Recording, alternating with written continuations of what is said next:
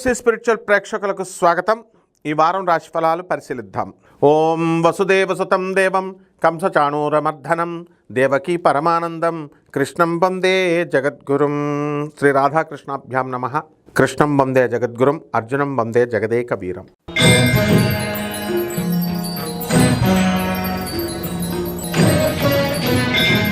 మిథున రాశి. ఈ మిథున రాశి వారికి చక్కగా ఈ యొక్క గురుడు శుక్రుడు ఇద్దరూ కలిసి మిథున రాశిలో ఉన్న కారణంగా అధికం జన్మంలో ఉన్నటువంటి ఈ యొక్క గురుడు నిజాయితీని ఇవన్నీ ఇస్తాయి. ఈ యొక్క మిథున రాశి వారికి అందరూ కూడా విదేశాల నుంచి ఉన్నటువంటి వాళ్ళు విదేశాల నుంచి ఇక్కడ ఇండియాకు వచ్చి భార్యా పిల్లలను తీసుకొని మళ్ళీ విదేశాలకు మీరు తిరిగి వెళ్ళడం అనేటటువంటిది జరుగుతుంది. అలాగే ఈ యొక్క తృతీయ స్థితిగతుడైనటువంటి కేతుగ్రహ ప్రభావం వలన విదేశాలలో శాలరీస్ పెరగడము, విదేశాల వల్ల ఉపయోగాలు ఇవన్నీ కూడా జరుగుతాయి. అయితే వ్యయంలో ఉన్నటువంటి ఈ యొక్క రవి బుధులు అనేకమైనటువంటి సమస్యల్ని, తలనొప్పుల్ని మీకు తీసుకురావడం అనేటటువంటివి జరుగుతాయి. అలాగే మైగ్రేన్, తలనొప్పి, అనారోగ్య సమస్యలు అనేటటువంటివి ఈ మిథున రాశి వారికి కలగడానికి అవకాశాలు ఉన్నాయి.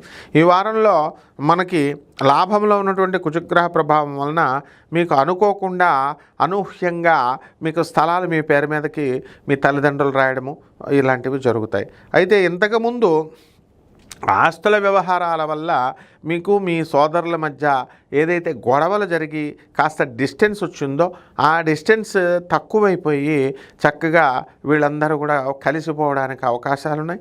అలాగే సోదరులు కూడా మీకు అమెరికా నుంచి వచ్చినటువంటి సోదరులు గిఫ్ట్లు ఏంటంటే మామూలుగా ఎవరైనా మామూలు తెలిసిన వాళ్ళకే తెచ్చిస్తారు. మీ పిల్లలకి లేస్ ప్యాకెట్లు ఇలాంటివి, అమెరికా చాక్లెట్లు ఇలాంటివి తెస్తారనమాట. అంతే. అంటే సోదరుల వల్ల వాళ్ళ పిసనారితనం వల్ల మీకు కలిగే లాభాలు అంతే. అదేవిధంగా ఈ యొక్క మిథున రాశి వారు కొత్త పరిచయాలు, ఆ తర్వాత ఎంతసేపు కూడా టైం వేస్ట్ చేసుకోవడం, అందరితో వృధాగా మాట్లాడడము, ఇతరుల టైంను కూడా వేస్ట్ చేయడము ఇలాంటివి జరుగుతాయి. పరిహారాల దగ్గరికి వచ్చేసరికి వీరికి బుధ జపం చేసుకోండి, బుధ స్తోత్రాలు చదవండి. బుధుడికి కిలోంపావు పెసల్ని పచ్చ రంగు వస్త్రాలనిచ్చి పేద బ్రాహ్మణులకి బుధవారం నాడు ఉదయం 7 గంటలకు దానం చేసుకోండి. అలాగే శ్రీ మహావిష్ణువు యొక్క సహస్రనామ పఠనం చేసుకోండి. అలాగే పేదవారికి, సాధువులకి దాన ధర్మాలు చేసుకోండి. మేడి చెట్టుకు పూజ చేసుకోండి. మేడి చెట్టుకు నీళ్లు పోయండి. బ్రహ్మాండంగా ఉంటుంది. శుభమస్తు.